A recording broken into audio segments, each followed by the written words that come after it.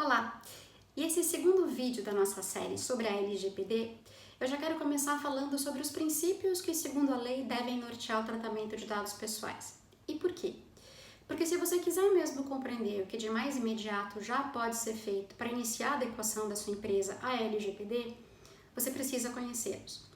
São eles que fundamentam a lei e que sustentam o passo a passo que eu vou explicar ao final do vídeo, que pode auxiliar a sua empresa nesse momento de dúvida, de não saber por onde começar.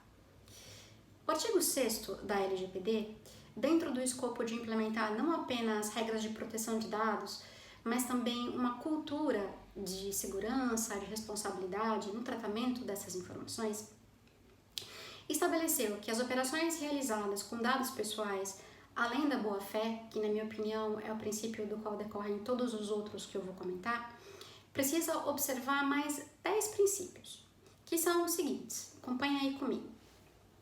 Princípio da finalidade, pelo qual a coleta de dados deve ser sempre feita para um fim legítimo, com uma aplicação específica, informada muito claramente ao titular.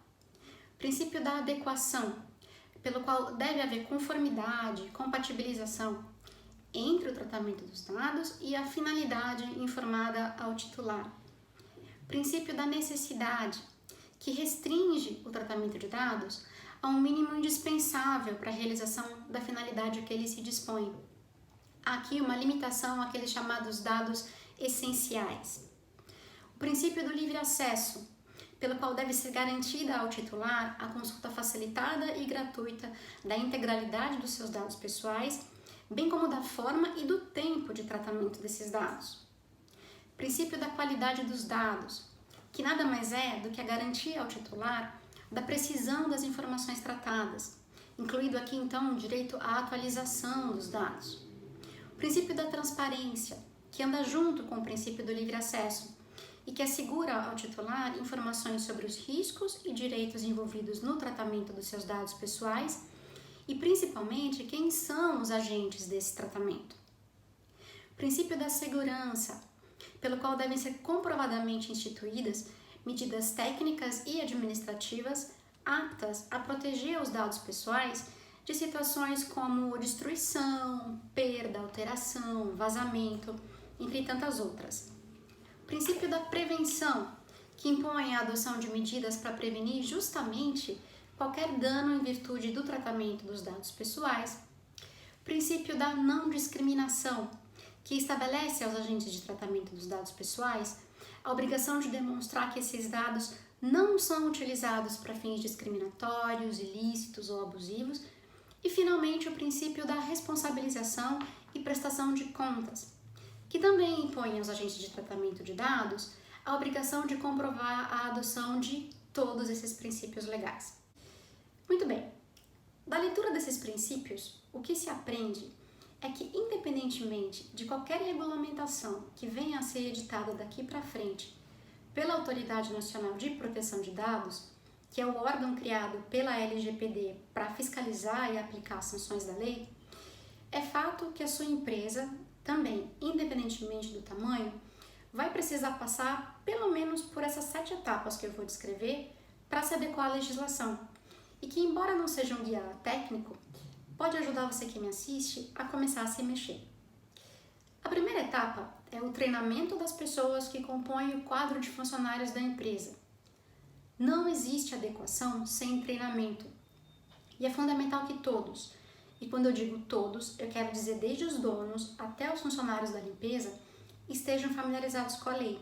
Porque essa adequação é, acima de tudo, cultural, passa por pessoas. E a realidade é que na empresa, até a funcionária que faz e serve o café pode encontrar numa sala de reunião papéis, rascunhos, anotações e precisa sim saber lidar com isso de forma segura.